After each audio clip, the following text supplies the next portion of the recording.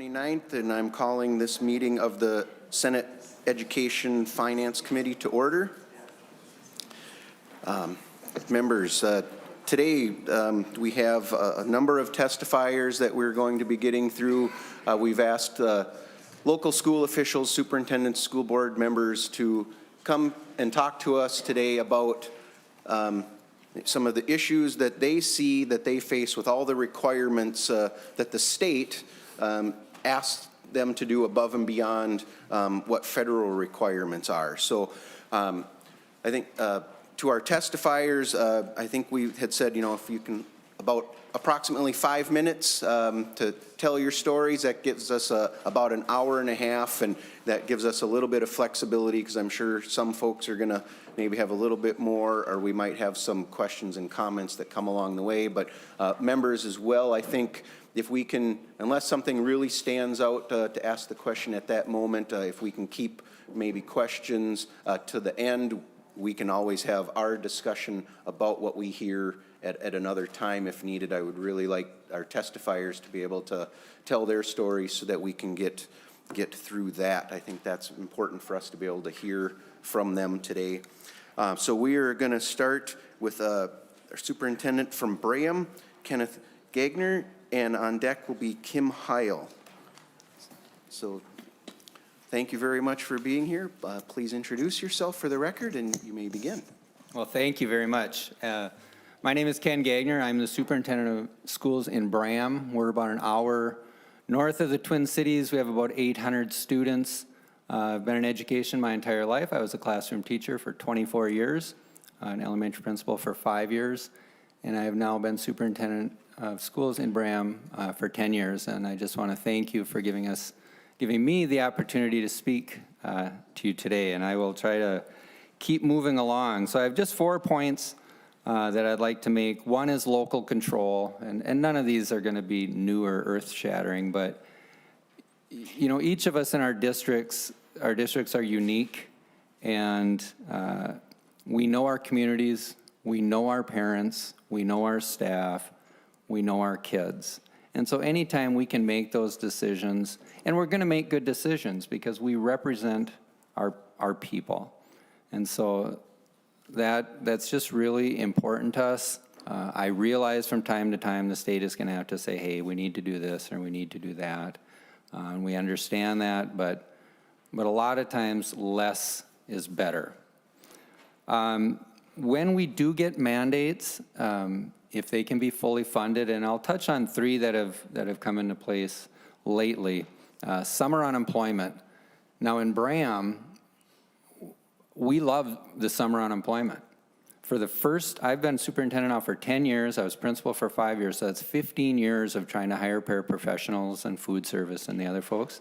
It's the first time we've been fully staffed, and there's no question summer unemployment made a difference because we can get these people, and now they've got some income coming in the summer, and we're fully staffed.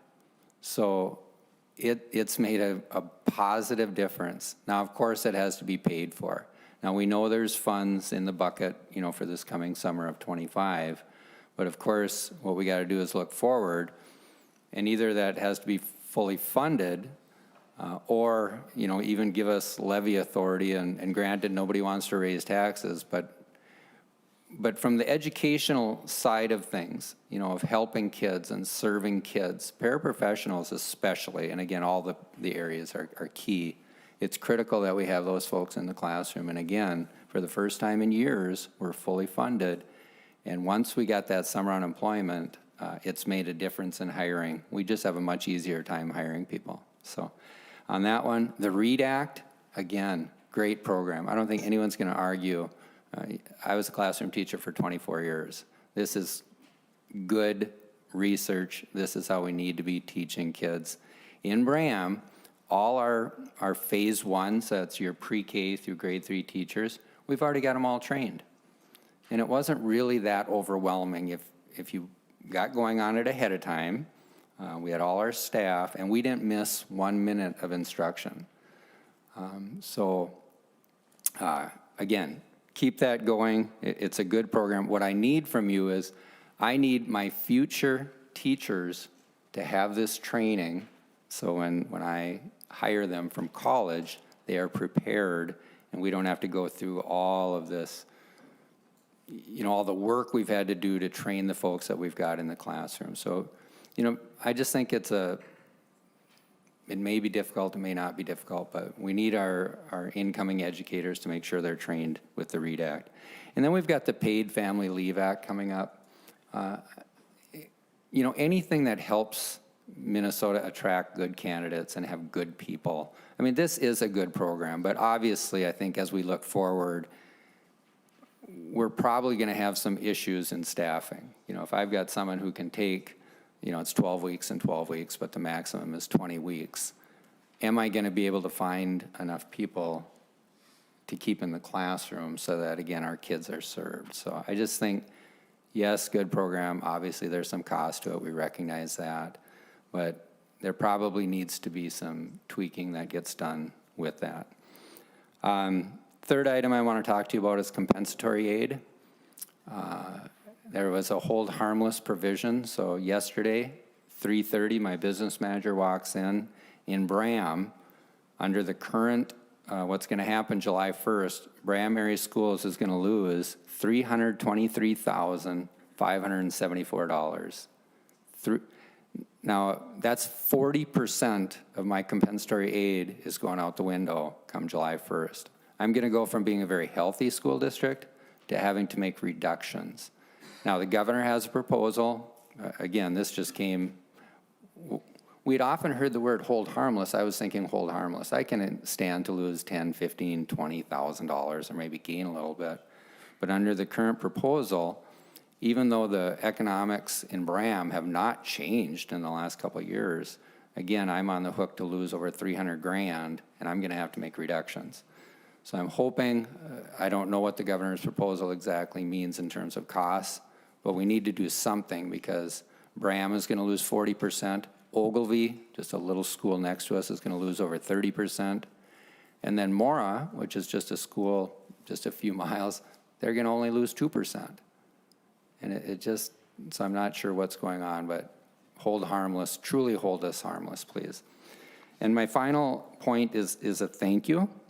Your increases made a difference until yesterday at about 3:30 if this hold harmless doesn't go through. We've been doing well in Bram over these last few years. We're sitting in good financial shape. Part of that is because I think a question that should sometimes be asked is, how are you spending your money? Are you being efficient with your funds? So you can go to I'm sure you've heard of the Minnesota Report Card. It's online. You can click on, there's a button, how is money spent? And in Bram, and it'll give you the number that you're spending per student. And then it'll also give you the state average. So Bram, the last year data is available is fiscal year 23. The fiscal year 24 is supposed to come out mid-April. But in Bram, compared to the state average to educate 765 students, we spent $2.5 million less than the state average. And what that says is we are being careful and prudent with our funds. If I can spend $2.5 million less than the state average.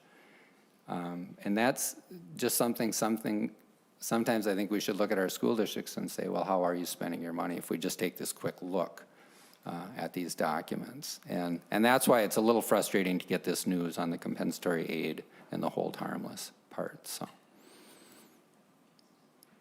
Thank you very much. Senator Makewaid?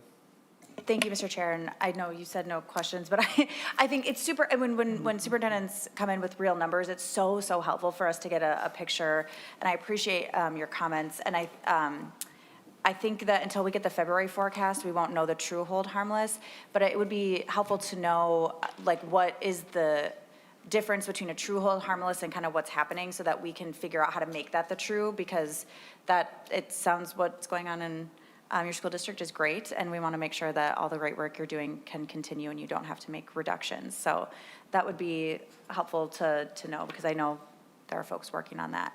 And the only other thing I want to say, and this will be helpful for everyone, is that for the READ Act, we got the Pelsby report on the higher ed programs and the teacher prep. And one of the things we are going to be doing is making sure that we have a self-sustaining training facilitator network within the state who are already trained and able to do that so that it can continue on without having to put more teachers through it. And then looking at how are we making sure in our portfolios or our licensure that there's demonstrated competency in the science of reading so that we don't have to, retrain a bunch of people who might move here, hopefully with their loved ones. And so we will be looking at that, but I appreciate you bringing it up because we'll get there as soon as this training is over, and that is really important for us to take a look at. So thank you.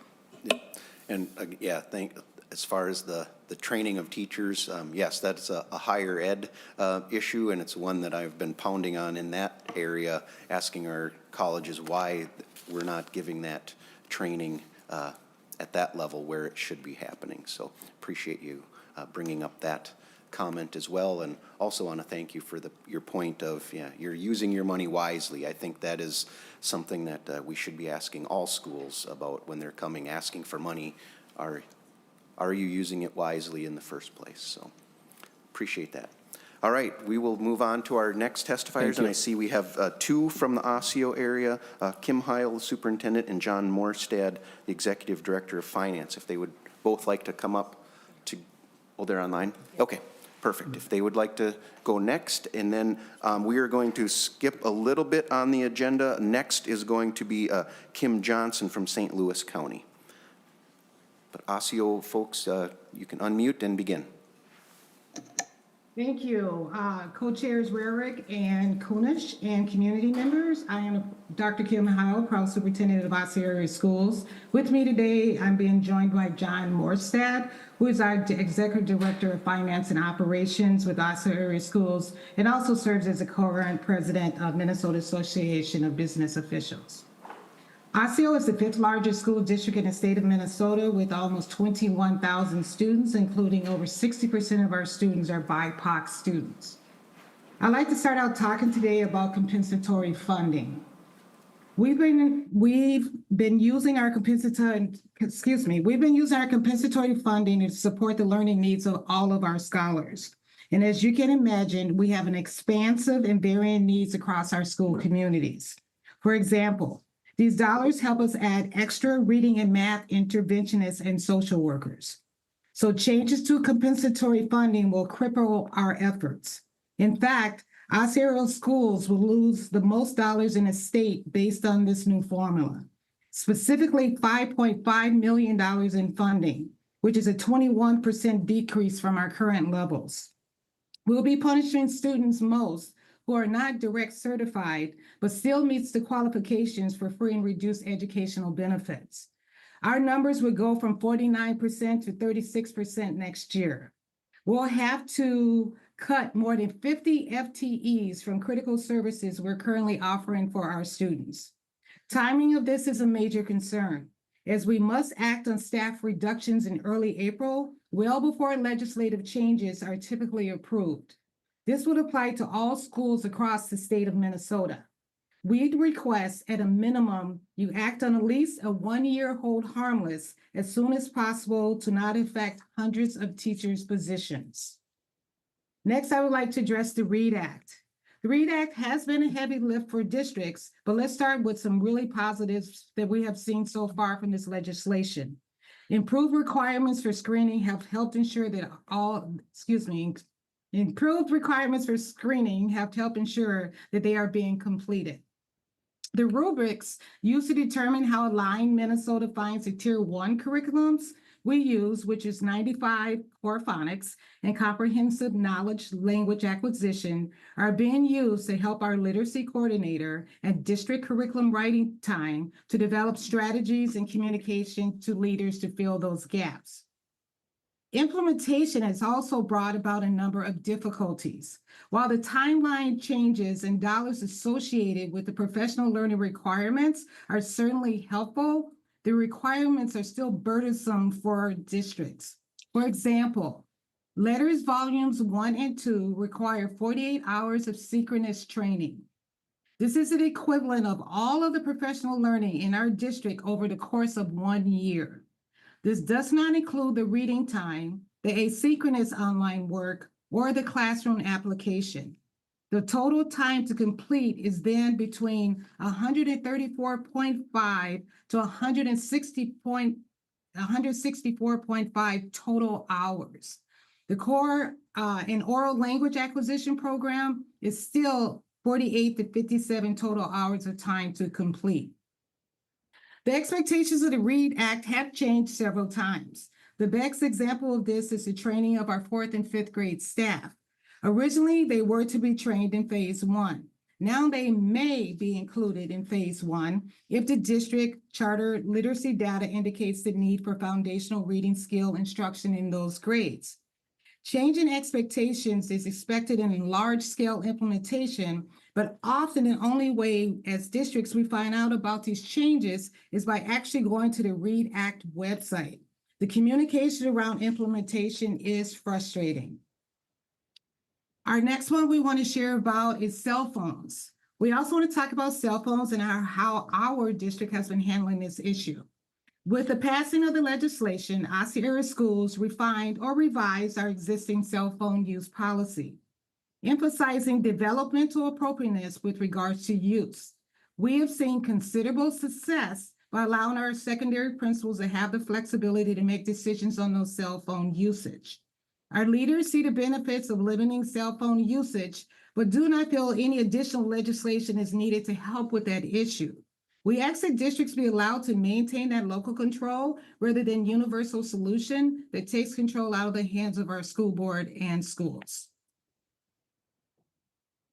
I'm going to talk a little bit about one item, which is just the general administrative burden that schools are feeling coming out of different bills that have been passed by the legislature over the last few years. To give you a little bit of perspective, the overall administrative costs of districts statewide historically used to run in the 2 to 3% range. We're now seeing that those costs have climbed into the 4 to 6% range. The most recent data that I could pull, which was the statewide information from fiscal 23, was the statewide average was 4.9% for administrative costs. It seems like we've kind of lost sight of the goal of public education to try to keep things simple, really focus the dollars that we get in the classroom. We need to keep an eye on what's important and make sure that what we're managing is simple and effective and easy to implement. We all know that funding is very precious, and every dollar that is directed to administrative tasks is taken from educating kids in the classroom. While intentions in adding all the requirements are typically very honorable, the reality is implementation causes considerable increase in administration and dollars that, again, should flow to the classroom where they belong. There are many examples of unnecessary requirements that could be eliminated, and we will have our lobbyists provide to the committee.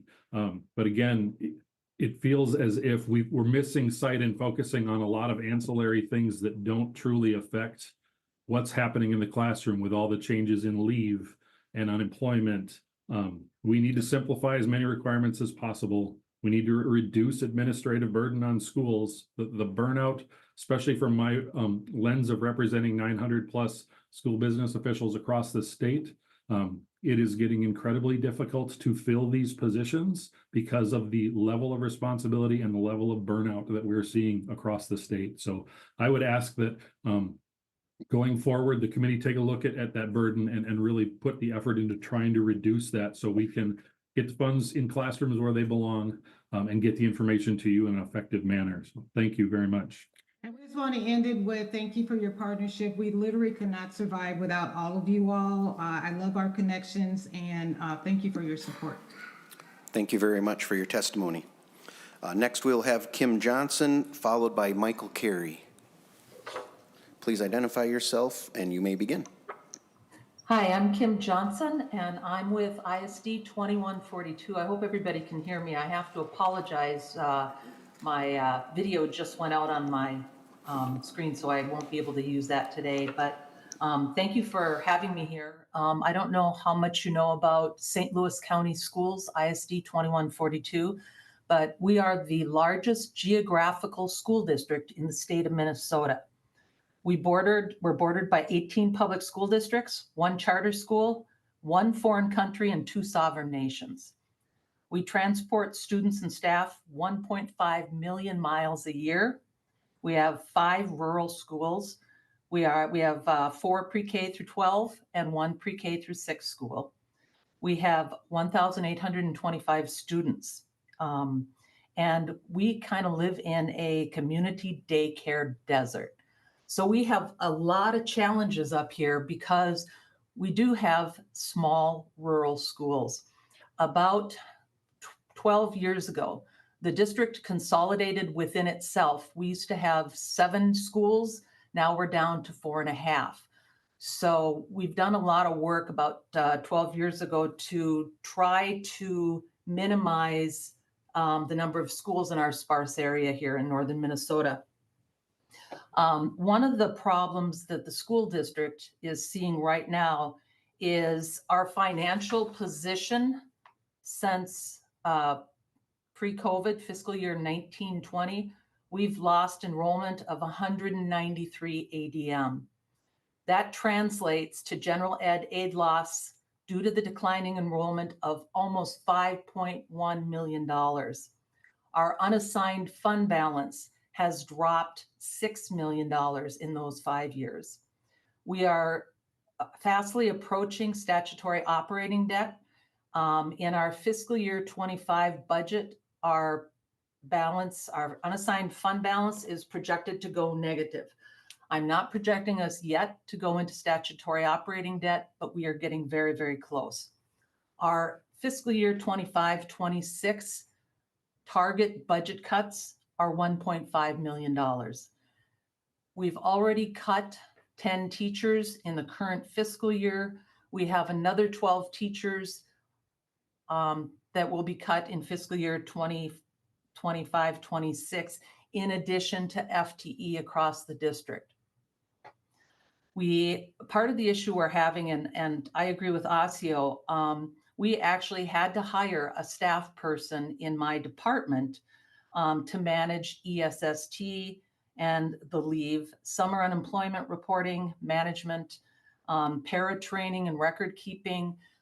So when we're in financial difficulties and the district administrative office has to hire staff, it looks absolutely terrible. And that's not what we want to do. We want to keep that funding in the classrooms. The summer term unemployment, I agree, it's a good thing. It's helped us maintain employees. But if we do not receive reimbursement for that summer unemployment, the district will lose another $400,000. That'll mean additional cuts at 2142. The compensatory hold harmless is absolutely critical for us. That's another $209,000 loss for our district. QComp, we have QComp and it's an extremely powerful program. And if we lose that, we still have to have our mentors and the teaching staff do some of the work. That's going to cost us another $100,000. So we're looking at another $700,000 that the district is going to have to cut because of some of the proposals that Governor Walz is putting on the table. One of the things that our district needs to do is go out for an operating referendum. In order to do that, because of the size of our district and the fact that we have 5 schools, we desperately need the seasonal recreation tax replacement aid legislation. About 40% of our district is seasonal rec. That's huge. And our district does not benefit from any of those dollars directly. I'd like to see some increases in the special education cross subsidy in addition to what we've already been granted. Any gap between our special education costs and our special education aid causes our unassigned fund balance to decrease any further. We've got issues with excessive cost of health insurance. I mean, the district offers health insurance to all of our employees, and the district pays a large portion of that health insurance. I don't know what the answer is there. We're going out for RFPs every 2 years. And we've been on PEEP. That didn't help. That got out of control as well. So we are such a unique district that any kind of a change in that health insurance, and it's been 10 to 20% increases every year, that is borne predominantly by the district. We need to figure out what we can do to help districts around the state to combat health insurance increases. The other issue that we have is our transportation. Like I told you earlier, we have 1.5 million miles that we run every year for 1,800 students. That's huge. And our transportation department is very good about using feeder vans to meet up with buses. They're excellent. We've got routing programs that we use to try to minimize the cost, the number of transportation time, the amount of transportation time that we have. We have some students that are up near the Canadian border that are on a bus for 1 hour and 15 minutes one way. By the time they get to school, they've already been on that bus far too long. So we need because of our uniqueness, we have to approach things a little bit differently. The superintendent and our curriculum director are looking at ways to try to change the way that we offer education to students in some of our smaller, more rural schools. They've done an excellent job, and we've worked very, very closely with our teachers union to try to make those changes. So what I want you to take away from this is we need some help up here in northern Minnesota.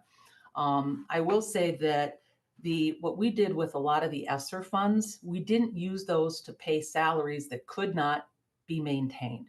We use that to upgrade our career tech ed facilities, to upgrade our sound and camera systems in our schools so that we could deliver education in a different way to our students. So I hope you'll help us out here a little bit. Like I said, we've still, even with the increases in the general ed funding formula, we've still lost revenue. So I thank you for listening, and I hope what you can do for us this year will really help. Thank you very much for your testimony. Next, we'll have Dr. Michael Carey, and we'll go back up to Matt Gross following him. So, Dr. Carey, please introduce yourself, and you may begin. I'm Michael Carey. I'm superintendent with Cloquet Public Schools. Very quickly, I want to thank all of our senators for taking the time for what you do and for listening to us. As school leaders, we obviously very much understand that you oftentimes have to make difficult decisions, and that those decisions you always hear people who think both positively of them and negatively. So we understand that stance. I think what I would start by saying is I absolutely echo everything I've heard from all of my colleagues prior. Dr. Heil and Mr. Morstead actually summarized a number of the talking points that I would have covered, so I'm not going to belabor those and cover those again. I'd say Cloquet, I'm talking about the between terms unemployment. If that isn't fully funded for the coming summer, we're anticipating a $200,000 cut there that we would need to make in order to accommodate that. And also with compensatory, we're looking at another $200,000 a year loss there, along with experiencing post-COVID decline in birth rates, which is leading to enrollment decline. We're expecting to need to potentially make some pretty significant cuts. And that's all news you've all heard before. But I want to take a really quick moment and just take a little bit different tack at this. I shared something with you, and I don't know how handy you have it, but I shared this little infographic with you. We do all have that in our packet. Yep. Perfect. So if you happen to have a moment and you can reference that, in that packet, it says it's an infographic that talks about managing complex change. And I'm going to talk a little bit about that administrative burden and the burden that Mr. Morstead was talking about previously, because we feel the same thing in Cloquet. The way this infographic is designed, it states all the things you really need to consider and achieve in order to make successful, meaningful change. You need a clear vision. You need to make sure your people have the appropriate skills. You need to make sure you have the right incentives in place. And that doesn't always mean monetary incentives. It can just mean moral and ethical motivation. You need to have the resources in order to implement it effectively. And you also have to have a clear action plan. If you do all of those things, right, you get successful change. But then what I really like about this infographic is it shows that if any specific thing is missing, it kind of talks about what it causes in the organization. So an example, if you don't have a clear vision, you end up with confusion. If you don't have proper skills, people get anxious. They get worried because they want to do well, right? And they want to do right by our state and by our kids. If we don't have the right incentives, change might not move at the pace we want. If we don't have the right resources, it leads to frustration. And lastly, if we don't have a good action plan, it leads to false starts. I'm fortunate that I have an absolutely amazing management team. We've got great people, and I've got fantastic teachers. We actually steal from all of our neighboring districts, and we do so unapologetically because we happen to be able to afford to be able to bring them over. And that said, even with all of those circumstances in our favor, our people are experiencing all these range of emotions because over my career, we've seen a steady increase in the change expectations that are being delivered to schools. And what I worry about is that if we're not really conscientious about the pace of that change that we're demanding, it leads to apathy. It leads to people becoming, I'll say, demoralized with their work. And I think you will probably hear my colleagues echo, we're really seeing a serious cultural and morale thing or change in schools. When I started as an administrator almost 20 years ago, we spent a lot of time talking about innovation, talking about changes that were happening across our states. We were investigating things that were happening with our neighbors, and we were able to make that change in a pace that worked for our people and that worked for our leadership teams. Right now, that demeanor is very, very much changed. And it really feels like, I would say, a heavy burden. It's a heavy lift. We all understand the positive intentions of these things that are occurring. I think all my other colleagues have echoed, we can really see the good that is meant in this legislation. But I just want to talk about the very critical importance of making sure that we're managing the load that's being required and the importance of providing people with the ability to choose their course. There's a great book that if you haven't read, I'd recommend you do. It's not new. It's The Element by Sir Ken Robinson.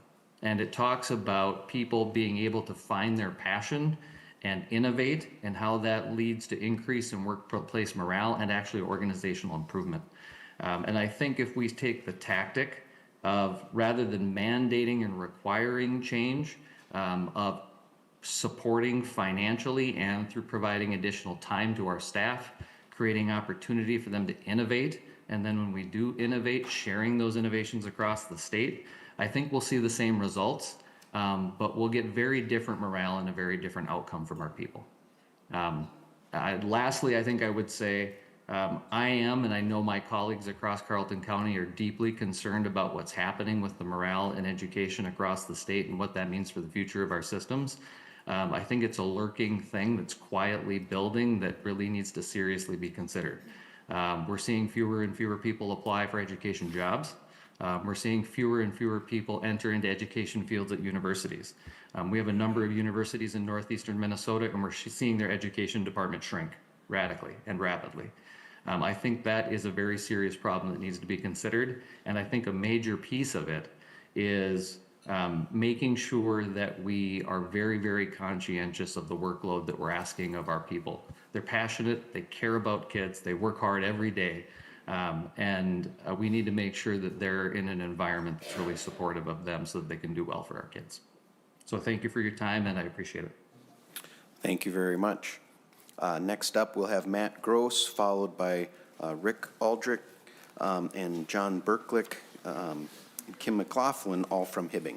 So, Mr. Gross, please identify yourself and you may begin. Good morning, committee, Chair Kunish, Chair Rarick, appreciate it. And I also appreciate and want to just thank you for doing the work that it took to cooperate and be here today together.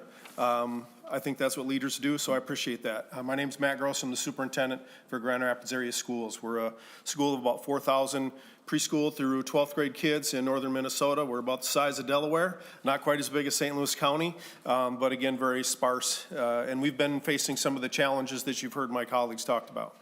This is my 5th year there.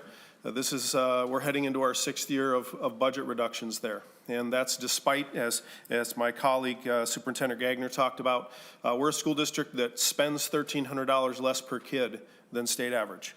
And we receive $1,300 less. than state average, and yet we're achieving above average results in reading and math, attendance, graduation rates, ACT.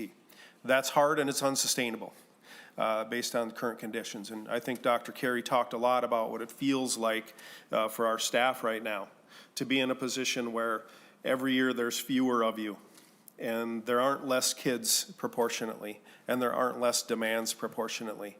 So I have teachers coming to work doing 1.5 people's jobs. I have people in the business office coming to work doing 1.5 people's jobs, and I have people worried about their jobs as they head into another spring of reductions. I have principals that will be laying awake at night, wondering how they're going to run their schools next fall with less people.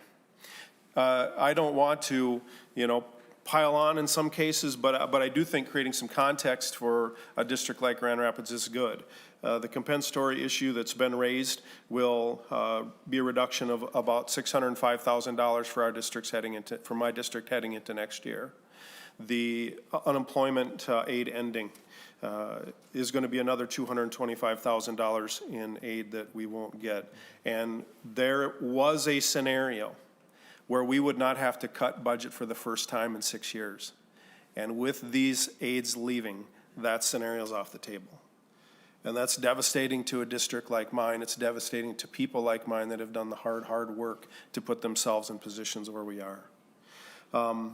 The other thing that I know you had a chance to talk about, the broken funding formula, and the causes to that are really, really complicated. The outcomes or the results of it are simple. It's resulting in inequities and gaps for school districts and children. And many districts, most districts in the state have been able to backfill that by successfully passing operating referendums.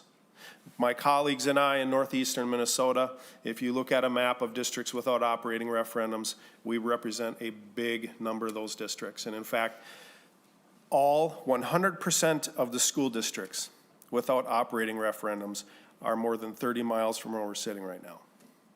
That inequity and that disparity has to be closed. Equalization, it sounds like you talked about that last week, would be a great place to start. That formula is very outdated and it really needs to be looked at again. It's intended to balance out these property tax inequities and to create a really, really discrete example. In our most recent operating referendum ask, which was defeated by a margin of 3-1, we had the same exact dollar amount per pupil ask as Richfield. But our taxpayers in Grand Rapids impact was 2.5 times the taxpayers in Richfield for the same dollar amount per pupil.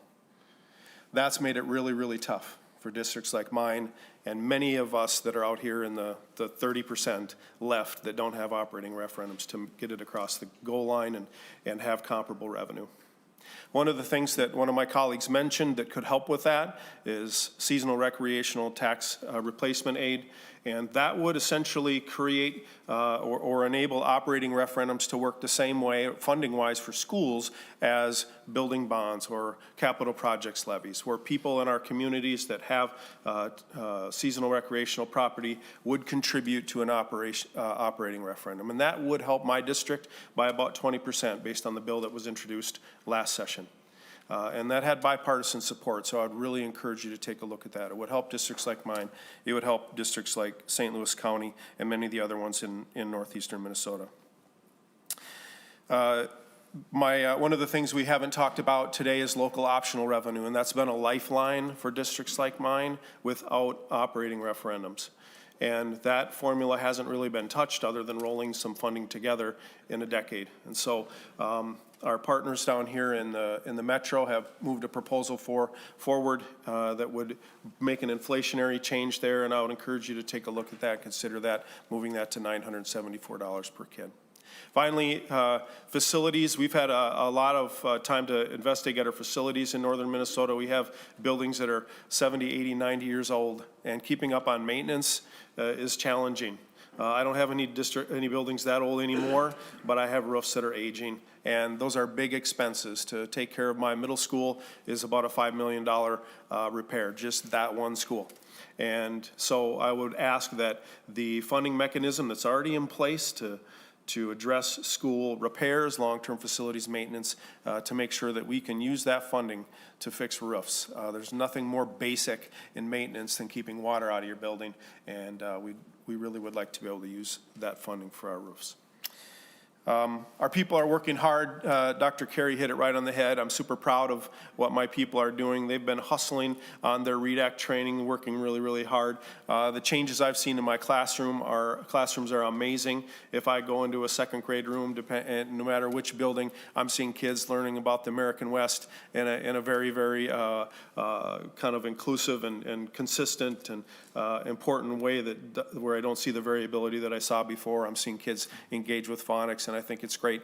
One of the things that I'd ask is as we work and we want to, as school districts, reflect what our community wants. We want to reflect and take care of what the legislature wants. We want to reflect what's best in teaching and learning. We just need the time to do it. We need the resources to do it. And if we're able to be a part of that dialogue on the front end, I think we can avoid some implementation challenges, and I think when we do that, we'll all win. Thank you for your time, appreciate it, and good luck this session. I know you have tough decisions ahead. Thank you very much. Next, we will have the folks from Hibbing, followed by Cindy Stolp.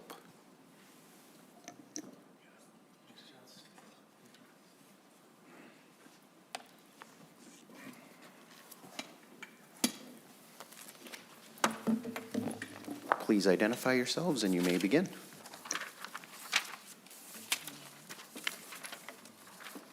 I guess I'll start, excuse me, I'm John Berklich, Hibbing, ISD 701, Hibbing, or School Board Director for 30 years. And I'd just like to say, I thought I'd seen everything, and then COVID came along, and we're still suffering from those effects, and so I appreciate anything and everything that you can do. And thank you for your time, and I'll turn it over to my colleagues. Chair Rarick, Chair Kunish, my name is Kim McLaughlin, and I'm currently serving in my 9th year on the Hibbing School Board. And I want to thank you for your ongoing support and commitment to public education. Today, I'd like to talk about one piece of legislation, Minnesota Statute 12409, Post-Secondary Enrollment Options Act, and specifically about the funding formula. First of all, I want to make it perfectly clear and understood that PSEO is a wonderful educational opportunity for students and their families, especially where families and students face significant socioeconomic barriers. PSEO really makes higher education affordable for many students who wouldn't or couldn't otherwise achieve a higher education. But as much as PSEO benefits some students, it places a heavy financial burden on our school district. Hibbing High School has a junior and senior class that totals approximately 340 students. In a community like ours, where a college is just 4 blocks down the road, and now in an era of post-pandemic, where online education is increased, just under 1/4 of our junior and senior full-year equivalents are choosing PSEO. We have amazing educators in our school district. They are compassionate, caring, care about education, the best and the brightest, but it's free college, and many families couldn't afford higher education otherwise. But from our school district's perspective, the financial implications are staggering. And just for some perspective, our overall out-of-pocket cost plus loss in state aid is well over $500,000 a year and approaching $750,000 a year. It's something that is so life-changing for some students should not be at the detriment of a rural school district, and by extension to the other 2,000 students in our district. In Minnesota, we value education, and there should not be winners and losers with the price being K-12 educational opportunities. We want to produce the best and the brightest, whether it's doctors and lawyers or pipe fitters and welders. We always pride ourselves in K-12 education. But this causes forces us, it affects our curriculum, it affects our programming, it affects our support services, our activities, and our facilities. It also results in tensions within a community, and that competition manifests itself in many different ways. So certainly, I would never want to take PSEO opportunities away from students, but I think we have to look at the funding formula. I'm not sure that today it's in the best interest of education overall in Minnesota for our local school districts and by extension for the vast majority of our students. So today I ask we collectively work together to do a comprehensive review of that PSEO funding formula. What's the true financial impact? How does it vary across our state, depending on the size of our district and the geographic location? How can we restructure the funding formula to ensure that PSEO remains a benefit to students without imposing harm on rural school districts? How can we protect our educational offerings in rural school districts when we don't have the economies of scale that larger school districts oftentimes do? And how can we develop a formula to incentivize collaboration between K-12 and post-secondary institutions rather than creating competition for those same limited resources? So again, this is only going to be possible if we work together and look at the current funding formula. And I don't want to repeat any of the testimony that we've heard here today, but if there's one message that I can deliver is all of these pieces of legislation we could singularly perhaps deal with any one of them, but all these pieces of legislation are really having a synergistic adverse impact on our school districts and our funding. And so, as you heard already today, there are many Minnesota school districts that are on the verge of statutory operating deficits. And to provide context, a school district the size of Hibbing, and we make extremely fiscally responsible, financially sustainable decisions at the board table. But in fiscal year 20, our unassigned fund balance was $8.1 million. We ended fiscal year 24 with an unassigned fund balance of $1.3 million. And throughout the pandemic, we actually made reductions in order to not fall off the cliff at the end of the road. In terms of days of operation in our fund balance, we went from 94 days to 12 days. So that's a reduction of 82 days. And the students served were reduced by 134 ADMs. And again, it's simple to say, well, that's easy, just reduce a few sections. But you have to remember, that's taking students out of 13 grades. So it's difficult to maneuver those sorts of losses and still provide a safe and effective learning environment. And through those 4 years, the Hibbing School District also decommitted funds to, 1, help cover insurance costs, and 2, just maintain technology, student computing. So we're at the bare bones when it comes to committed funds. We have no more. And so again, many of the pieces of legislation have combined to have an adverse impact on our financial position and caused us to end where we are. Today, again, we are looking to provide educational opportunities, safe and effective learning environments, but we need your help. We need to work together to change the trajectory that so many Minnesota school districts are on. So thank you. I appreciate being part of the solution and all the work each of you do each and every day. Thank you. Chair Rarick, Chair Kunish, and members of the committee, I want to thank you for the opportunity to testify today. My name is Rick Aldrich, and I'm the superintendent of the Hibbing Schools. I've been the superintendent of the Hibbing Schools since 2019. This is my 29th year in education, and much of that was spent in the classroom. So when I took this job in Hibbing in 2019, I couldn't have been more proud. I'm a Hibbing graduate. Love the area. My parents still live in Hibbing. Just proud of my school, proud of my community. I was so happy when I was able to take this job. And 6 months into it, in March, COVID hit, right?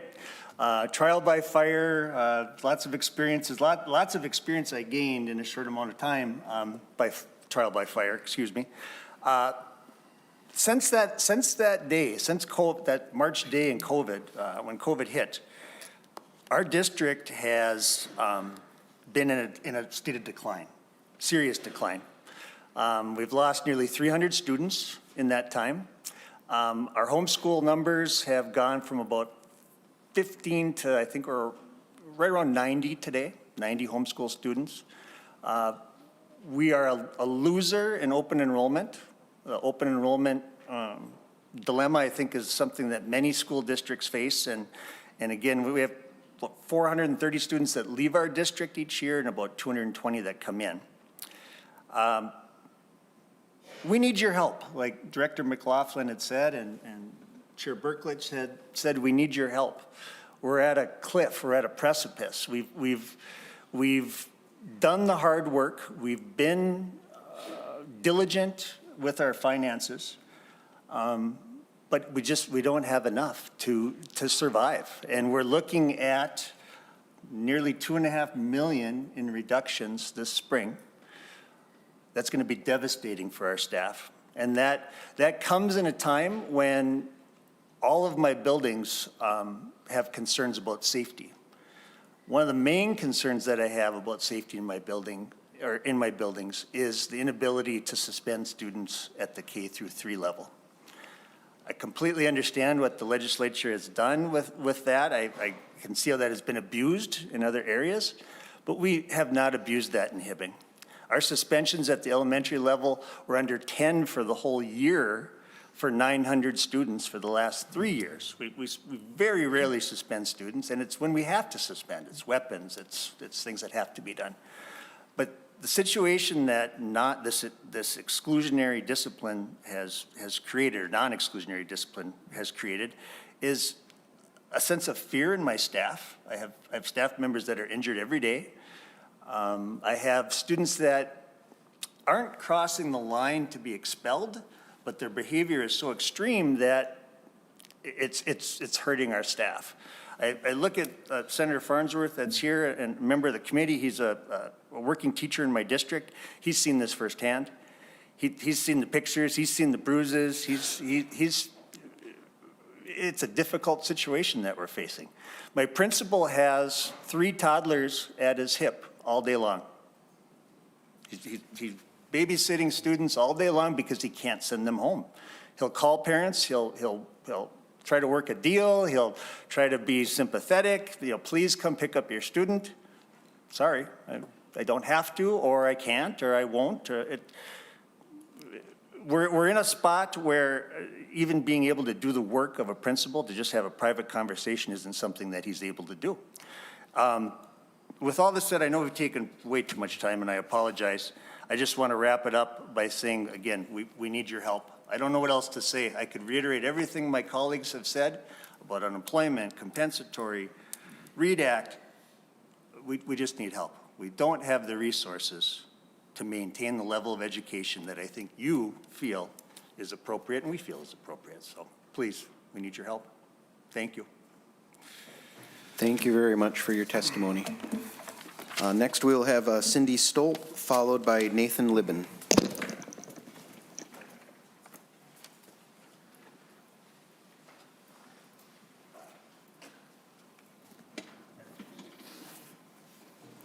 Good morning, chairs and committee members. Thank you for having me. My name is Dr. Cindy Stolp, and I serve as the superintendent for Pine City Schools. I'm very proud to be in Pine City. I've worked there for 20 years, been the superintendent for 3 years. Grew up in the district. I literally worked from early childhood all the way through community ed, so I know every aspect of the district.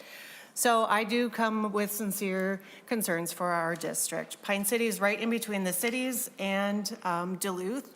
We're at a juncture where we're too small to be a big district and have enough staff to do things, but we're too big to have enough one-on-one with the students. So we're just like in that really weird pickle spot where we need a little bit more support for our system. I would like to start first by saying a deep gratitude for the changes that you made last time. Every year I've applied for the VPK funding, and June would call and say, I'm really sorry, Cindy, but it didn't work out this time. 2023, we were awarded 14 seats, and I know to you that's a really super small portion of the budget, but for us it's life-changing. And I just, from the bottom of my heart, I just truly appreciate it. Each seat is not just a number to us. Each seat is a student that we can provide services for. And in early child, it's really life-changing. You're setting the stage for the future education. So from the bottom of my heart, I really appreciate lifelong learning, starting really when they're little. And I know I'm echoing what a lot of my peers have said, but we are struggling. We want a world-class education for all our Minnesota students. The READ Act, we feel like we were ahead of the game. We had most of our elementary people trained prior to the mandates. However, the mandates have changed how we do things. We just don't have the staff, the administrative staff to monitor all the mandates, and it's really making a big change in our program. So on behalf of all the small rural districts, educators, and administrators who are tasked with these mandates, it's overwhelming. And a reduction in the mandates and the specific timelines and the lack of funding, it's really making a big impact in Pine City and the rest of my peers. I was able to share with our union president yesterday that I was coming here today and talking about the READ Act, and he was super excited. Like, he had glimmers in his eyes. He was excited. He has been working on this for a few years. He's very good at it, and he said, I see that this is making a difference, and I see that it's making my peers more confident. Eventually, our children are going to catch up, and eventually we're going to move forward where the kids are like expanding and growing and learning instead of catching up from COVID. So it is super exciting. However, the complexities are overwhelming, and we really truly appreciate the purpose and the funding. We just need additional funding to make this work, because we're in that weird bubble where we don't have all the peer coaches that maybe other big districts do. Let's see here. My next would be mandates around testing, reporting, curriculum, special education services. They've just made our district, we had to allot time and resources away from the classroom where they're needed the most. It's just each mandate brings policy changes, professional development. We need to purchase additional materials and technology. It all comes with unintended costs. And for us, we're really working on a really fine line here. We don't have all this additional money for the unintended expenses that are coming our way.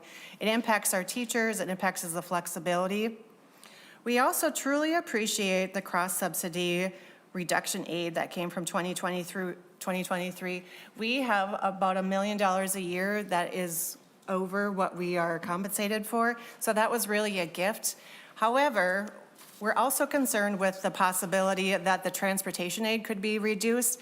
That's very concerning to us and could deeply impact our system. I'd also like to talk about facilities. Right now, our facilities are crumbling. We're having a hard time. We have pipes that are bursting. We can't afford to fix them. We came up with a really creative plan to turn one of our buildings into an alternative education program. And because of the one-to-one limitations, you have to replace one thing with the exact other. We were denied most of our project, therefore eliminating our ability to do that. We wanted to replace garage doors for walls, and we were told no. Removing some of those limitations would be super helpful for us to be able to use the money that we already currently are allotted. Just a little bit more flexibility would be super helpful. One of my peers already talked about buildings. We were trying to do a basic $36 million building, and I know $36 million is a lot. I'm not saying that lightly. We tried 3 times to pass a referendum, and we failed. So we currently have buildings that we can't replace, we can't fix, we're struggling. It's eating up the funding that we actually have, and the limitations are creating a strain for us.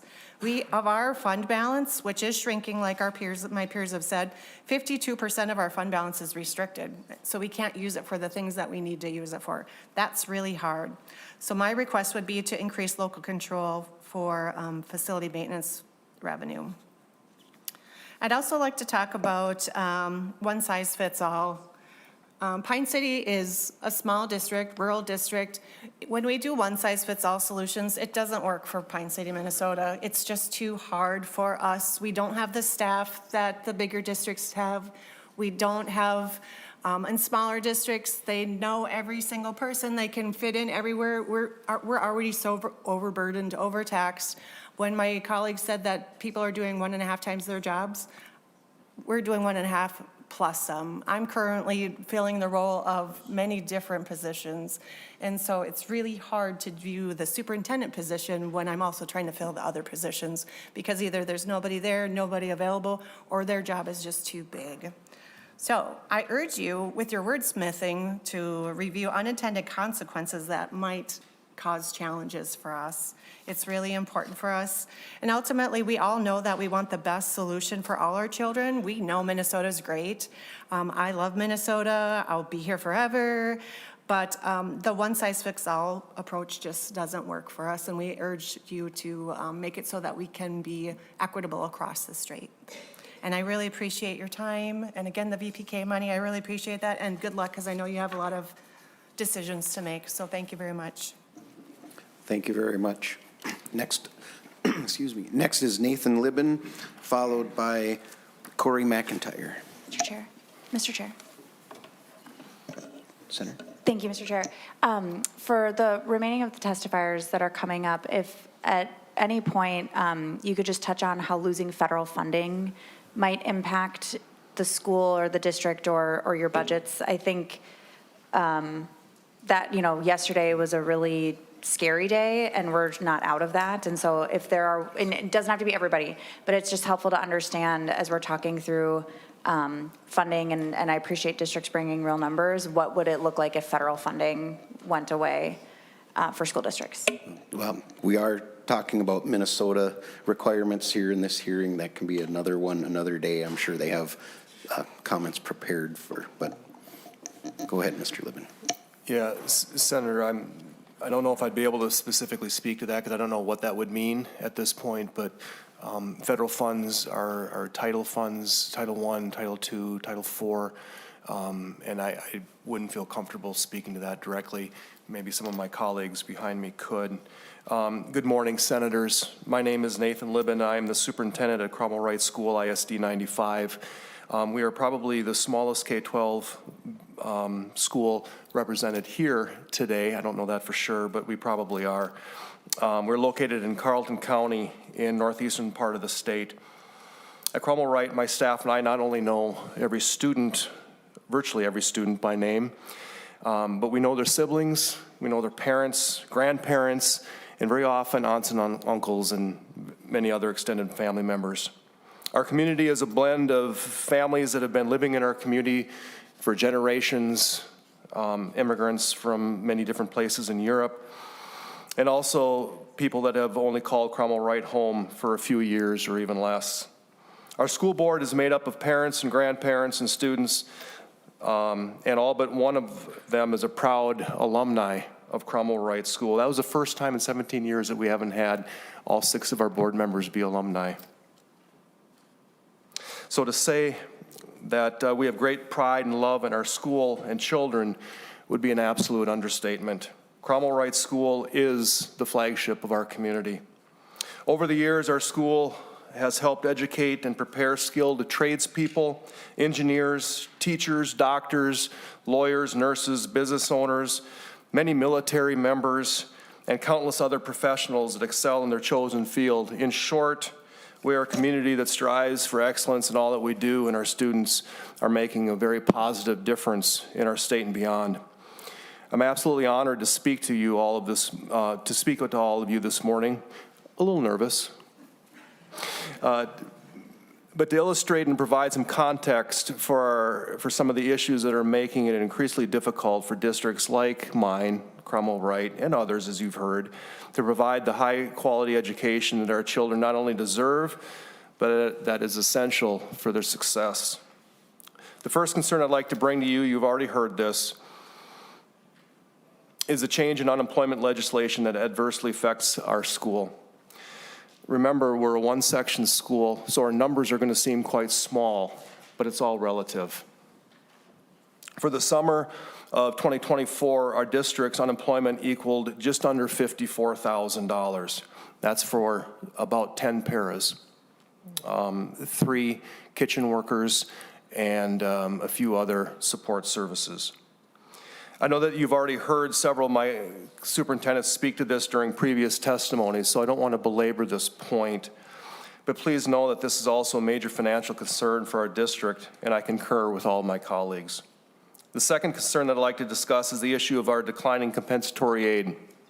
Although the legislation has provided some avenues for this, for us to only rely on direct certification, our compensatory calculation would decline by almost $40,000. At Cromwell Wright, that would mean a reduction of 1 teacher. Remember, we only have about 20.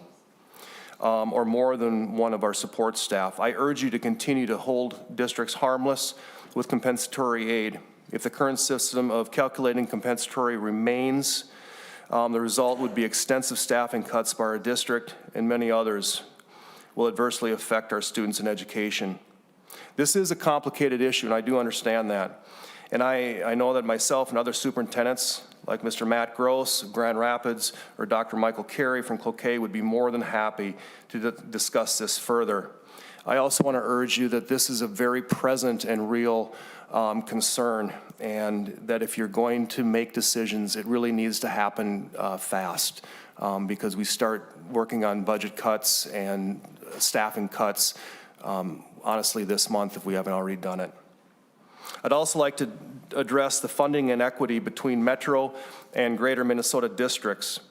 Data shows how difficult it is for rural districts to pass operating levies. That's already been mentioned here, whereas Metro districts are able to pass them with relative ease.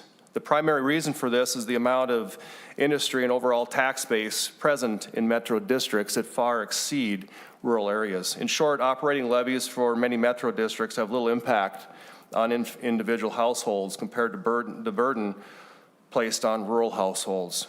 I'd like to urge you to increase local optional revenue, something that's very important to my district and many others, and give school boards, democratically elected school boards, the option to increase levies and thus be able to provide more educational opportunities, or at least keep the educational opportunities that we already have.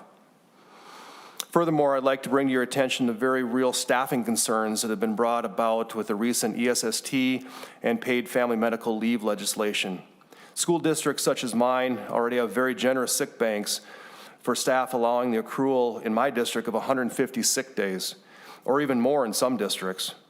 With the expanded use of ESST and paid family medical leave, an already difficult staffing climate could become almost impossible. This could be catastrophic. Could have catastrophic results for students and their learning, making it impossible to fill vital teaching and other support positions. Also, due to the unemployment legislation that I discussed earlier, it has been very difficult or even impossible to employ vital special education paras for summer programming. The incentive to work in many areas has all been but removed. And finally, I want to address the growing burden of state-mandated policies. After the last legislative budget session, there were more than 30 new school policies that districts were required to implement due to new state statutes. There was no opportunity for superintendents to discuss or contemplate these new policies or their boards. No room to decide if these new policies were best for school districts. They were simply passed down from St. Paul with no input from local communities, boards, or administrators. They were one-size-fits-all mandates on how to operate our school. After a board meeting where all these policies were adopted, my chair looked at me and said, "Nathan, the responsibility of local school boards to make policy that is best for our children has all but gone away. What is our purpose?" I didn't have an answer for him.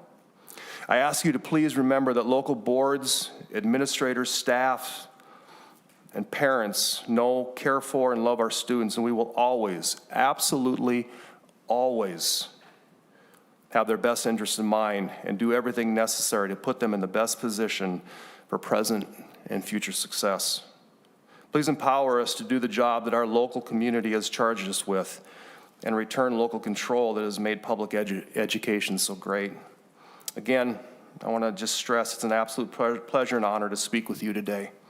Thank you for your time, and most importantly, thank you for your willingness to serve in this capacity. Thank you very much for your testimony. Next, we'll have Corey McIntyre, followed by Stephanie Youngberg. And I want to ask testifiers, we're going to be running out of time. We've been going over the kind of the 5 minutes by everyone. So if something that you were planning on saying has been said, maybe point it out, but let's maybe focus on new points to help us move this along. So I'd appreciate that. Thank you. Well, thank you, Chair Rarick, Co-Chair Kunish, members of the committee. Very familiar with the shared leadership model with co-chairs in Anoka Hennepin, so I say that in the spirit of thanking you for your work. Thank you for taking on the challenges that are in front of us, and thanks for your service to all the students of the state of Minnesota.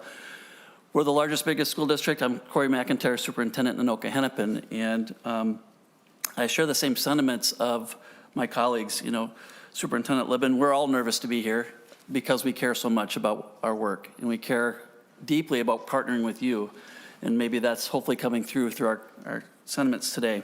In Anoka Hennepin, we serve 37,000 students. We have 8,000 employees, 50 sites, serving over 250,000 residents in 13 communities in 2 counties. So that makes us very unique in that regard. I hope our story helps you have context as you move forward in making the hard decisions in front of you, and I think you'll see a lot of the same themes. So I'll try to avoid some of the same comments, but really more tell our story in Anoka Hennepin. Others have said this. We just had our fiscal audit this week, and with no findings. So to me, that says our taxpayers can trust our accounting and our stewardship of the taxpayer money that we have, that we're held responsible for. And at the same time, we're cutting $26 million in our district. You've heard the reasons why districts are here. Enrollment is down. The pandemic relief funds are expiring. Costs have gone up, inflation. For example, in transportation, we run 8,000 bus stops a day. We run 35,000 miles a day. We're in the process of settling our transportation contract that'll probably go up 20 to 30%. And that's true for many other districts with no additional revenue really on site, and we know the realities of that. So you're hearing a lot about the requirements and mandates and the impact, and that's our goal, is to help you with impact and real numbers so that you can move forward with some real context. About a year ago, we avoided a teacher strike barely by a matter of days with our 3,500 teachers and settled our contract. We knew right out of the gate that was a $20 million deficit. We want to pay our employees as well as we can, but do it within the budget that we have. That led to another phase set of reductions, and in the end, we cut 250 jobs out of our central office. And talk about morale hit, that's a big one. That is our key operational areas and student supports. That's a third of our central office, and if we don't get some relief, we're staring down another 200 teacher reduction situation coming in this next year. That'll impact class size, academic and behavior supports, interventions, school safety, and a number of other things, including choices that our students love to have in their courses that we offer. So just to highlight a couple key pieces. First, I want to say we're grateful, and hopefully you hear this, we're grateful for the funding around special ed cross-subsidy, the other cross-subsidy areas. Thank you for funding the UI unemployment areas that we have now and those requirements that are there.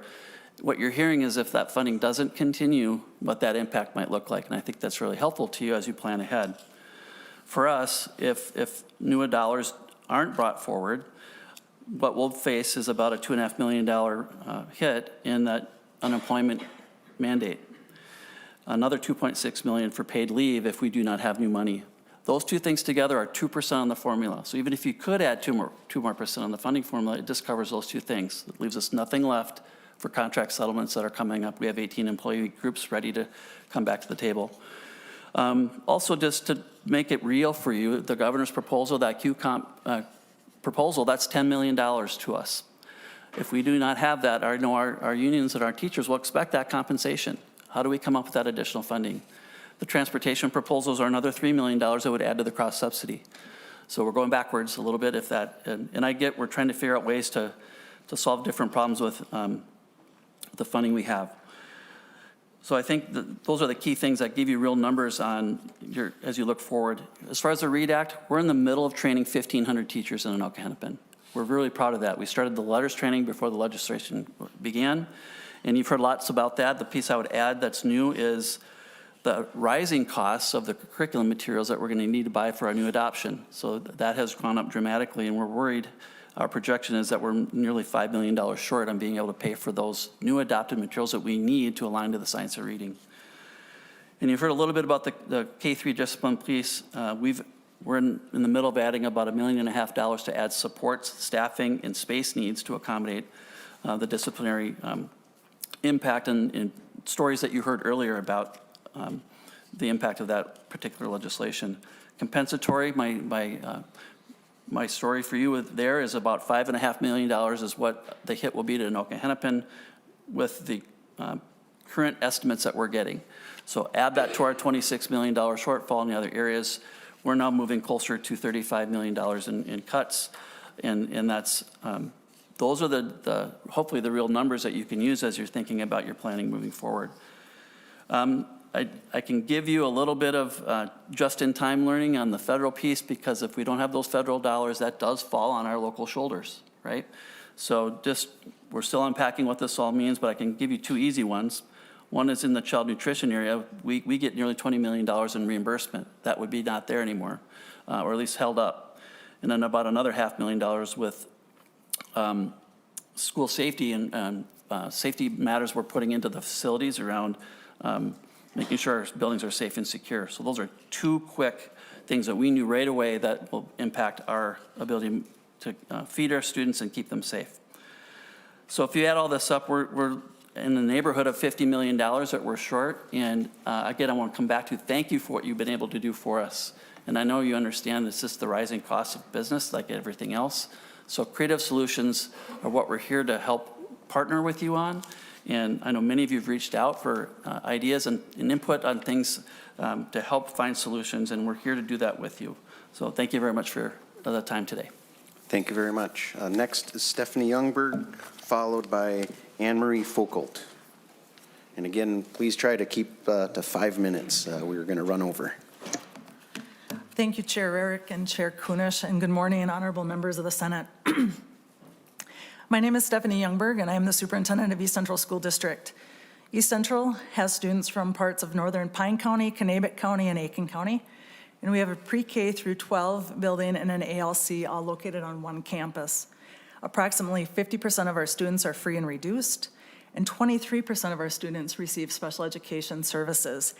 15% of those students, based on their disability, are high needs. I'm here today to speak on behalf of my district, my students, and my community. Over the past 2 years, several legislative actions have been enacted that have, or threaten to have, profound and detrimental impact on our small school. I urge you to reassess these actions and take steps to protect our school's ability to operate in ways that are economically responsible and sustainable for our taxpayers. One particularly troubling example of this issue is the between terms unemployment for school district support staff. Without the ability to levy for this mandate, and with allocated funding nearing its end, this legislation is posed to disrupt the operations of our district significantly. This newly created cross-subsidy will inevitably force our district to make staffing reductions. To put this into perspective, due to this mandate on our small district, which serves fewer than 700 students, we incurred $65,000 in unemployment claims during the summer of 2024. The impact extends beyond finances. We've experienced staffing shortages for critical summer programs such as summer school, as support staff are less willing to fill these positions. Additionally, we face late registrations due to staff wanting to collect the unemployment for as long as they can. This left us short-staffed at the start of the year and unable to fully meet our needs of our students. Several of our staff made public statements saying that they were going to resign and not come back in the 2024 school year or 2025 school year, but they waited until August. Another legislative action requiring immediate reconsideration is the change to compensatory revenue. I urge you to extend the hold harmless period and carefully reevaluate the repercussions of the revenue loss in this area. Our district is projected to lose over $110,000 in compensatory revenue for fiscal year '26. With the governor's proposal, we would gain $17,000. For a district our size, the loss is substantial and will necessitate further staffing reductions for '25-26. The implementation of the READ Act is yet another area of concern. While I fully support curriculum rooted in the science of reading, the decision to grant Carey authority over approved curriculum, testing, suites, and interventions has created a monopoly-like costing structure to districts statewide. This undermines districts' ability to make decisions that are best for our students. I implore you to protect districts' autonomy to select curricular material and use READ Act funding appropriately. Further, literacy aid funds should be more flexible, allowing districts to address their unique needs comprehensively. Special education funding, while appreciated, must continue to see increases to meet the growing needs and demands of our students with disabilities. The reduction of special education transportation funding would undermine the progress that was made in addressing the cross-subsidy. We cannot afford to reverse that critical issue. There are many other hidden costs associated with new legislation.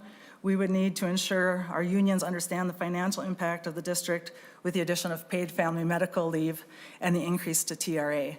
These new benefits will have an impact on our district of an increase of 1.15%. In closing, I ask that you examine the legislative actions taken over the past few years and address the unintended consequences they have created. Correct underfunded initiatives and refrain from imposing new mandates, particularly those that are underfunded or unfunded. Trust in our school boards, in our communities to make the best decision in the interest of our kids. Grant us equitable, untethered funding necessary to support our students and ensure their success. And I thank you for your time and your attention and your commitment to the kids of Minnesota. Thank you so much for your testimony. Next is Anne Marie Foucault, followed by Dylan Smith. Please identify yourself for the record and you may begin. Thank you. Good morning, Madam Chair, Mr. Chair, and members of the committee. My name is Anne Marie Foucault, and I'm the proud superintendent of St. Michael Albertville Public Schools. I want to begin by thanking you for your support of students and public education. Your work is challenging, and we are grateful for your commitment to students. I would like to highlight a few pieces of legislation passed during the last two sessions that are impacting my school district.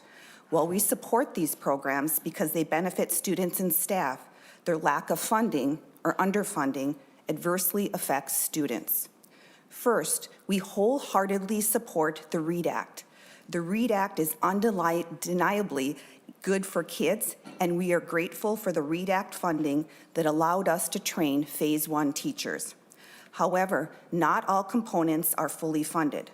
For example, we face a $463,000 shortfall to implement the state-mandated K-4 curriculum. Furthermore, we are short over $12,000 to fulfill the K-12 assessment requirements. In total, the funding gap for the READ Act is almost $600,000, which is equivalent to 6 full-time teachers. Second, we believe staff deserve paid time off. However, 95% of our staff are represented by collective bargaining agreements and receive generous paid leave. Besides the substantial operational impacts of administering and tracking ESST and paid leave programs, my district anticipates it will cost us $400,000 in fiscal '26 to cover substitutes and payroll costs stemming from these new laws. That equates to 5 teachers. Third, we deeply value our support staff and are grateful to legislators for the $135 million allocated to cover between terms unemployment costs. However, this funding is projected to be depleted by fiscal '26. For my district, this cost is estimated to be $600,000 this year. Unfortunately, starting in fiscal '26, this will have to come from our general fund, the same fund that funds our classrooms. To put this in perspective, $600,000 is the equivalent of 7.5 teaching positions in my district. In case you are keeping track of the total underfunding for these 4 mandates, the total for my district is $1.5 million or 19 teachers. To make matters worse, My district is among the approximately 30% of districts in the state unable to pass an operating levy. This challenge is largely due to STMA being a poverty-poor community with limited commercial and industrial development to broaden the tax base. As a result, the tax burden disproportionately falls on residential homeowners. In fact, for an operating levy, STMA taxpayers pay significantly more than taxpayers in nearby property-rich communities with ample commercial and industrial development. Our taxpayers also face higher costs for local optional revenue. Following 2 failed operational levies, many taxpayers expressed their strong support for our schools, but emphasized they simply cannot shoulder the larger tax burden. With the continued erosion of state equalization aid, districts like STMA are falling further behind. To address this disparity, increased equalization is urgently needed to make operating referenda and LOR more affordable for low-wealth districts. Not long ago, my district faced the difficult task of cutting $7.3 million, or 77 staff positions, which was a truly devastating time for our schools and community. Thanks to funding provided through the 2023 legislation, we were able to recover somewhat. However, we continue to face challenges, including high class sizes and loss of programming. While the programs I've highlighted today benefit both students and staff, the unfortunate reality is we simply cannot afford to sustain them. In closing, I respectfully ask for your thoughtful consideration of the impacts of underfunded and unfunded mandates on public schools. While these programs are well-intentioned, their unintended costs and consequences have not been fully accounted for in evaluating their effects on our students. Today, I urge you to strive to do better for our students. They deserve it. Thank you for listening and for your unwavering support of students across our great state. Thank you very much. Next, we have Dellen Smith, followed by Zena Stenvik. Please introduce yourself and begin your testimony, Mr. Smith. All right. Greetings and good morning, members of the Senate Education and Finance Committee. My name is Dellen Smith, and I serve the students and families of Roseberry Schools as the Associate Superintendent of Equity and Innovation. I want to thank you for having me today. I also want to send a special thanks to Senator Claire Umu-Verbeten for her tireless work that she does for the citizens of our district. Not only is she one of the first Black female senators of this state, but she is also one of the most amazing human beings I've had the pleasure to know. I'm here this morning to thank this committee for your efforts in addressing the reading deficiencies in this state. The READ Act has begun to course correct years of philosophical misunderstanding as it pertains to how we learn to read. The READ Act and the science of reading have been a wake-up call for educators who believe they were doing what was best for students, only to realize they weren't. In Roseberry Schools, we have a motto that comes from the late, great Maya Angelou. When you know better, do better. We've known better for some time. Now with the READ Act, we can do better, and I thank you for that. In 2021, Roseberry Schools decided to take advantage of the free letters training being offered by the Minnesota Department of Education. That year, 83 Roseberry educators voluntarily signed up. In 2022, we decided to train all of our kindergarten through 4th grade teachers in the science of reading, more specifically, letters. We included our multilingual teachers and special education teachers in elementary. We did this because we believed we could do better by our students. At that time, no funds were given to offset the amount of time and effort our teachers would have to give to complete this 2-year course, or two-year college level course, as we call it. We came up with a plan to build time into our schedules to allow teachers to complete their coursework. We shifted meeting times, changed the way we do professional development, and made the completion of letters a priority in our district. We also created an MOU that compensated our teachers with a stipend or board credit once they completed this 2-year commitment. Since 2022, we have spent over $265,000 in this training effort, and we will continue to compensate our teachers as they make this transition. With the help of the READ Act, we have begun to recoup some of the funds that we have dedicated to training our teachers in the science of reading. And once again, we thank you for that. And in the same breath, we're funding this effort. In 2023, We purchased a new English language arts or ELA curriculum based on the science of reading to complete the overhaul in the way that we teach reading. This was a massive undertaking with a price tag of $1.4 million. This was 6 months before the Minnesota Department of Education provided its list of approved ELA curriculums. We got lucky though, and most of our curricular purchases made the list of approved ELA curriculums. The messaging at the time was that if our curriculum made the list, we would be reimbursed for our purchase by the state. To date, Roseberry Schools has spent over $1.6 million to turn over the way we teach reading. We believe that a child's ability to read is a social justice issue of our time, and we must ensure that each and every child who comes into our classrooms, into our buildings, leaves as a reader, a critical thinker, and an independent learner. I'm glad you all understand the importance of this and that you made the decision to dedicate funding towards this effort.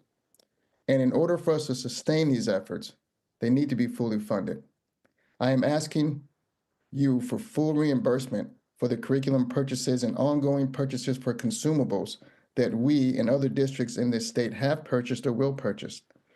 This will allow us to educate our students with high quality, evidence-based literacy curriculum that not only teaches our students how to read, but allows our students to see themselves as readers. Thank you for your time today and for your consideration. Thank you very much for your testimony. We'll next have Zena Stenvik, followed by Michael Bolsoni. And again, our last three testifiers have done a fabulous job of keeping it under the 5 minutes, so if we can continue that, it would be appreciated so we can get to everyone on the list. Please identify yourself for the record, and you may begin. Good morning. I'm Zena Stenvik, Superintendent of Columbia Heights Public Schools, and I appreciate the opportunity to speak to you this morning. Columbia Heights Public Schools embrace the core principles of the READ Act. Our school board modified our district calendar in order to fit the READ Act training into our teachers' schedules. And we have an agreement with our teacher union on payment for any additional hours it may take to complete the training. We opted for the OLA training. Last year, even our school board members completed a Science of Reading course. And all of our administrators, myself included, are taking the OLA training. So we are all in.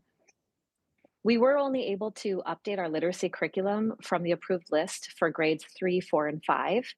We will need additional funding to update kindergarten through second grade and grades 6 through 12. Our literacy curriculum is paired with functional phonics in all of our elementary grades, and we really are pleased with our academic progress.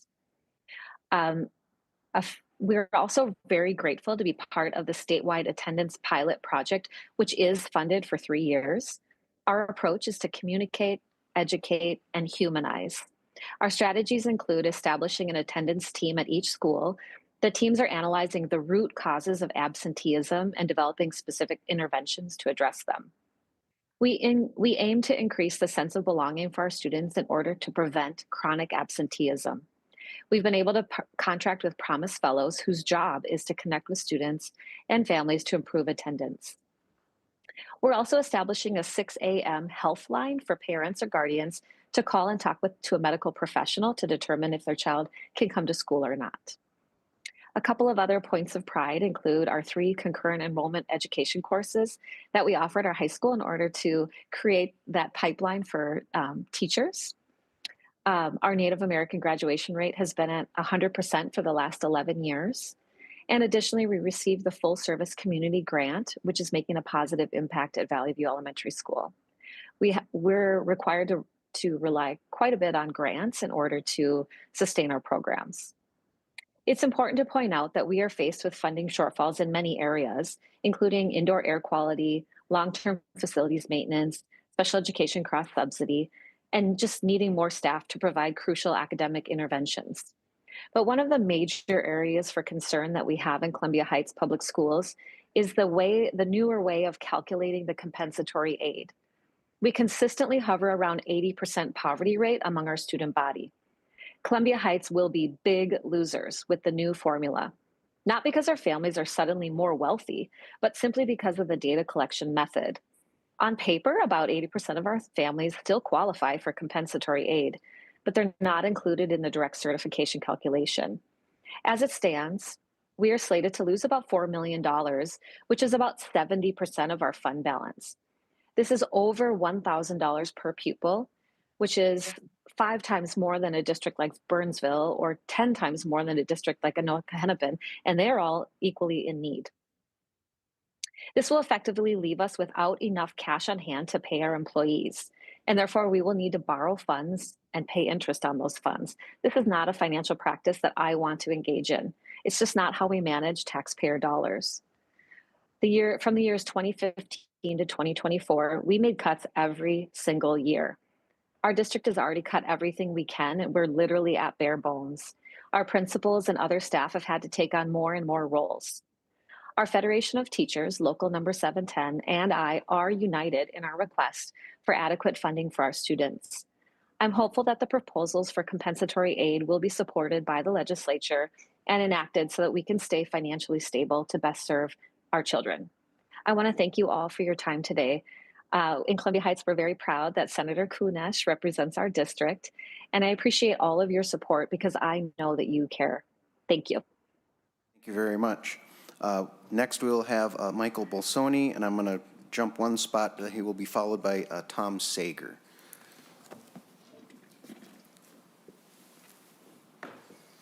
Please identify yourself for the record, and you may begin. Good morning, Chairs Rarick and Kunesh, Senators, colleagues, and guests. I'm Michael Bolsoni. I'm the superintendent for District 196, which is Rosemont, Apple Valley, and Eagan. It's Minnesota's third largest school district with over 29,000 students. We do share many of the same sentiments and concerns that have been shared this morning and expressed by other districts. But I will share with you what it looks like in our district and give you some of those numbers as well. First, I want to thank you for the investment you made in children, families, and education during the last session. Funding for the READ Act, universal school meals, and elevating the education profession are all investments that will pay dividends into the future. I've been conducting listening sessions with our elementary teachers this year. They're working hard and they appreciate the opportunity for professional learning in phonics, morphology, and high-quality literacy training. In District 196, we converted 3 of our instructional days for professional development days to meet the requirements of the READ Act. And I'm happy today to say that most of our elementary teachers are on track with that training. We continue to advocate with MDE to have guidance ready for our secondary teachers for Phase 2 in August so we can stay on schedule. We also know that we need to continue training new teachers well into the future. So we appreciate any flexibility you can provide in literacy, so districts that need more time can have it, but those that are ready can continue to move and consider future training needs as well. Some of our bigger concerns are the costs associated with employment laws. The change in unemployment insurance eligibility for hourly school employees has had unintended consequences specifically for our district as well as others. Funding for the unemployment insurance is projected to run out this summer, and schools do not have the authority to make up the revenue for the increased insurance cost. In our district, that was a $1.58 million cost for this summer of 2024. As proposed in the governor's budget, we ask the legislature to extend the UI aid for another year. We also ask that you work with DEED to clarify eligibility. Last year, we faced staffing shortages because many hourly employees, specifically our bus drivers and paraprofessionals, earned unemployment pay instead of accepting summer assignments. Last fall, the DEED commissioner outlined very restrictive implementation requirements, including that qualifying summer job offers could not be made before the last day of school. And clearly, we cannot wait until June to assemble our staff for summer school. So we ask that there be statutory changes to fix the unemployment eligibility requirements and incentivize school employees to work in the summer when jobs are available. We're also looking ahead to the 2026 paid family and medical leave law. We've analyzed our leaves taken in the last school year, and 400 of those leaves of absence would have increased from 12 to 20 weeks had the law been in effect. In addition to a shortage of substitutes to fill those positions, that would be a $2.77 million additional payroll tax for our district. While some employers could split this cost with employees, we must collectively bargain that provision. This new law has a substantial cost, and the districts and the money from other programs and services for students may suffer because of that. We value the benefits that we are able to offer our employees, but we are concerned about the sustainability of our public education system with these added costs that would reduce programs and services available to students. A couple other areas of uncertainty that I'll just mention today that other districts have talked about as well is compensatory. We are set to lose about $1.1 million in compensatory with the new formula. We would advocate that in addition to the direct certification that MDE is using, that we also have our educational benefit forms qualify. We have a lot of families filling out educational benefit forms, but that doesn't necessarily go into our new compensatory funding. The second is just the uncertainty of the federal funding, and people have talked about that. That is very new for us to consider and look at, but certainly that's on our minds, and we're learning more about that. We have a budget of about $18.6 million coming to District 196 in federal funding. So we have more to learn about that and what the implications might be. In closing, sorry, I'm throwing through a lot of pages here. In closing, I just want to end by acknowledging and thanking all of you for your leadership. We know you have tough choices to make. We appreciate what you do for the students, employees, and all of the families in the state of Minnesota. So thank you. Thank you very much. Next, we'll have Tom Sager, followed by Laura Oxnevad. Well, good morning, Mr. Chair Rarig and Madam Chair Kunish. Hello, my name is Tom Sager. I serve as the Executive Chief of Financial Services for the St. Paul Public Schools. I appreciate the opportunity to testify today to this committee, the last-minute substitute for our Superintendent, Dr. John Tyne. Start out by just saying I'm going to second and really underscore everything you've heard this morning from my colleagues from school districts around the state of Minnesota. What we heard was improved and new compensatory, hold harmless. We talked about UI, the insurance benefit, ESST, funding formula, special education and EL cross subsidies. We also talked about local option revenue, really important. In addition to that, those are all categorical funds. We know that. Extended time is another.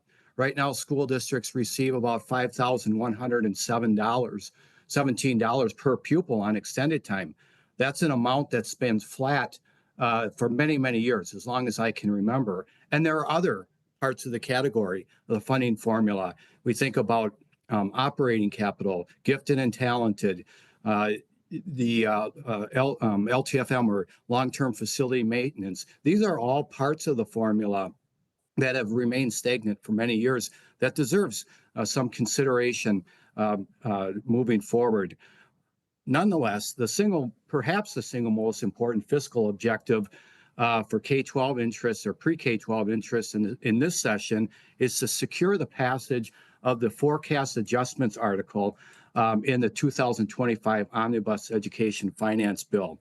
If you recall, in 2023, the legislature decision to index the general education formula to inflation and invest in special education and EL in the two biennia has this forecast adjustment article, and it's very, very important for that to continue for every school district in our state. That would, the 2023 legislature did enact future spending increases. Nonetheless, the 2025 legislature has to appropriate the funds to make all that possible into 2026 and 27. And so this year, that forecast article is extremely important. It's critical.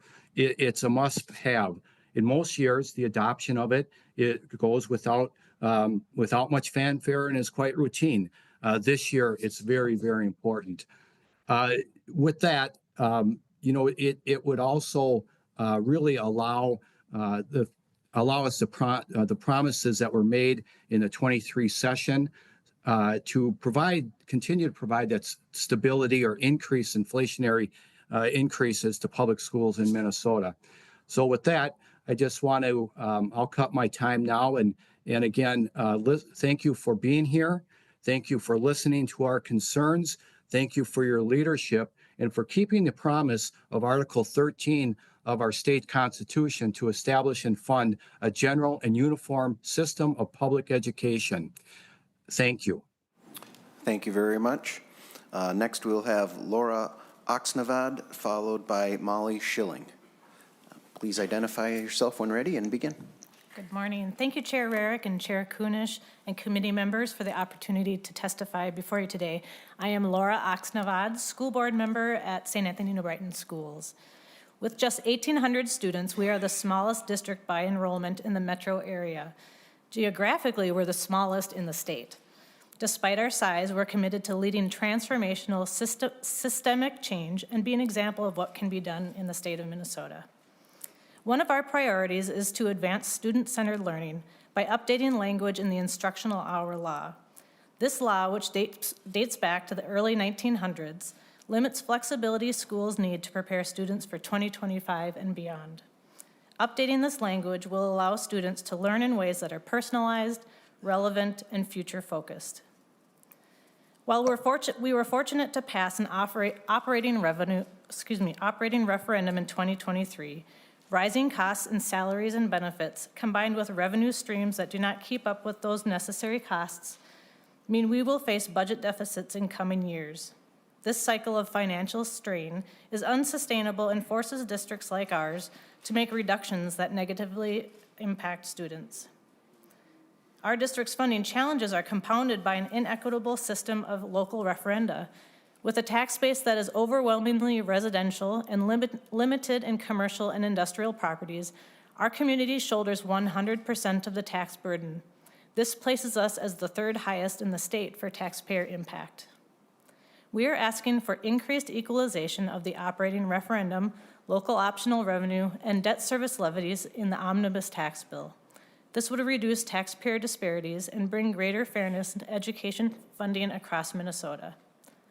We also urge you to support policies that enhance local control and reduce mandates, such as eliminating the 3-day notice requirement for remote school board meeting access and allowing districts to publish meeting minutes on their official district websites or newspapers.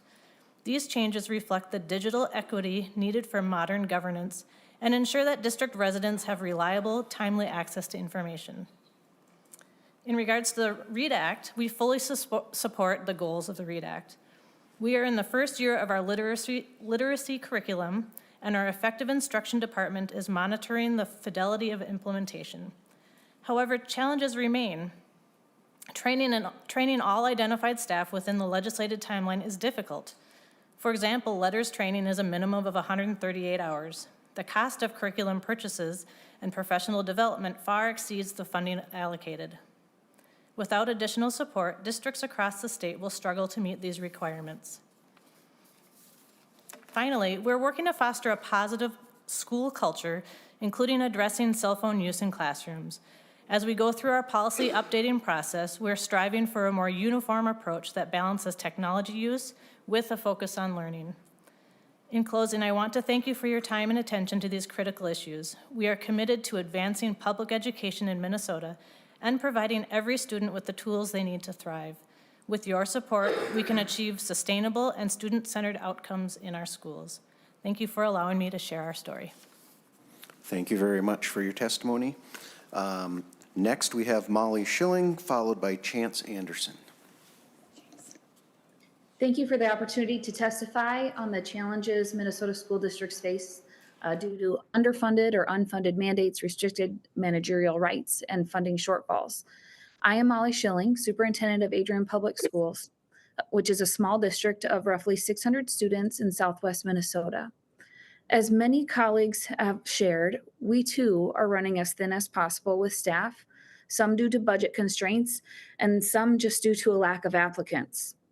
We are also spending less than the state average and receive less than the state average.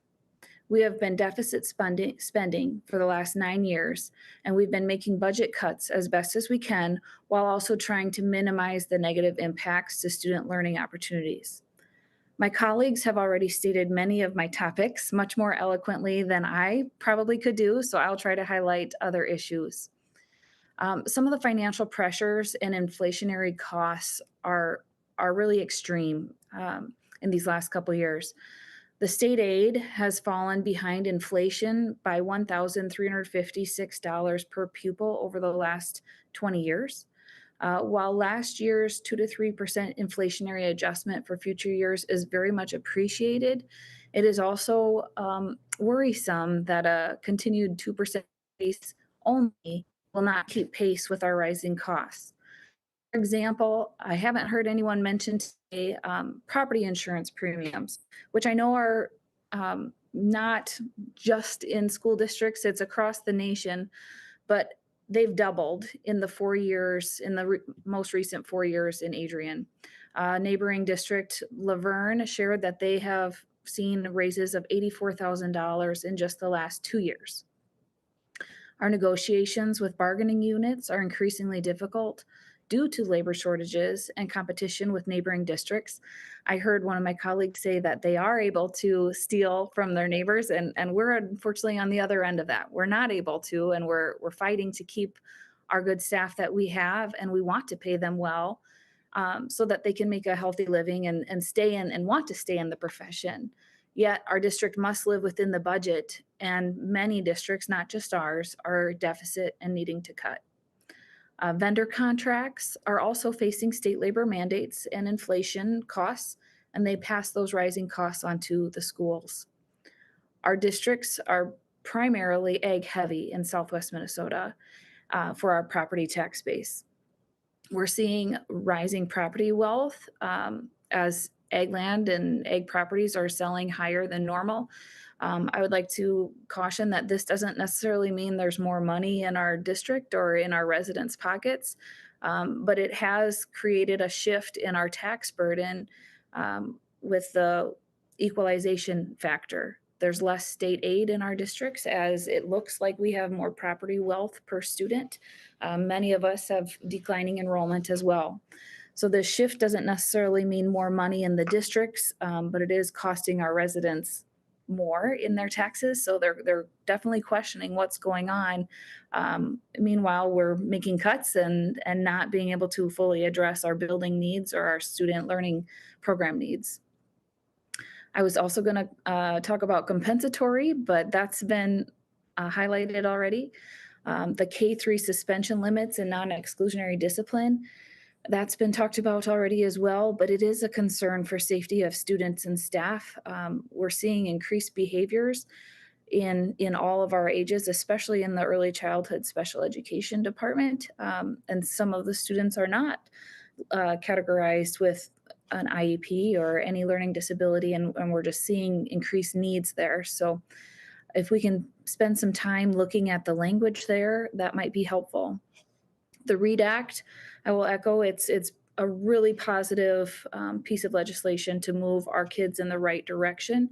Again, it's not fully funded. We're coming into some budget constraints, and probably a big concern is future training, what that looks like. If for states, well, for schools that are on the border like we are very close to the South Dakota and Iowa border. So a lot of the teachers that we attract might not come from Minnesota state universities.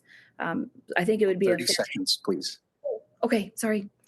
Operational constraints, we have additional mandated negotiation things that we're covering, and the specialized funds, I would ask for additional flexibility for local control, such as the student support personnel aid. If we can utilize those funds for staff that we already had, because we felt the need that to best support our students, because that's what we know about our students and our population, but we're not able to use those funds for those positions we already had.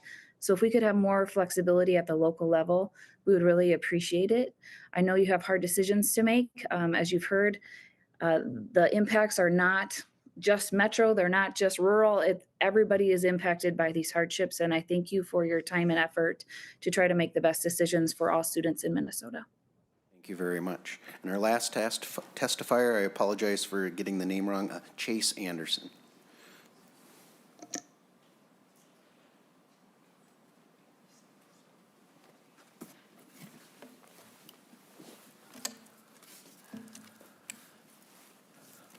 First, let me say no worries on the pronunciation of the name, not uncommon.